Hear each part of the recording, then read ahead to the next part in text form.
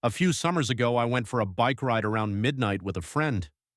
We went our separate ways at the end of the evening, and I had about 2 blocks to ride back by myself. Because of construction, I had to ride on the sidewalk, but the streets were dead, but it wasn't a problem until right where I was about to turn left onto my street. There was this man walking by himself, maybe 40s, a little scruffy, but not homeless. The sidewalk was narrow and I didn't want to freak him out, so when I got about 6 feet behind him, I said, "Hey, behind you." And he turned around and gave me this super angry look. I turned down me street and he started to follow me, literally screaming about how I was a fucking cunt and he was gonna kill me and all that.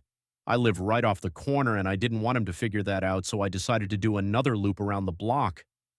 That's not the scary part. The scary part is that when I looped back around and looked down the street, I saw him standing on my fucking front stoop, staring out at the street like the motherfucker knew I lived there. He saw me ride by again, but he didn't say anything. I ended up going back to the friends, but my bike got stolen from the alleyway by the house 2 days later. Edit. The guy in question was definitely not actually homeless. We have a large population of mentally ill in that area, unfortunately, downtown of a medium-sized city, so if I didn't think the sidewalk was too narrow to pass, otherwise I wouldn't have disturbed him. Half the scary part was that he looked pretty much completely normal for my area. That being said, I ended up texting my mom and she made the decision not to notify law enforcement until my bike was stolen.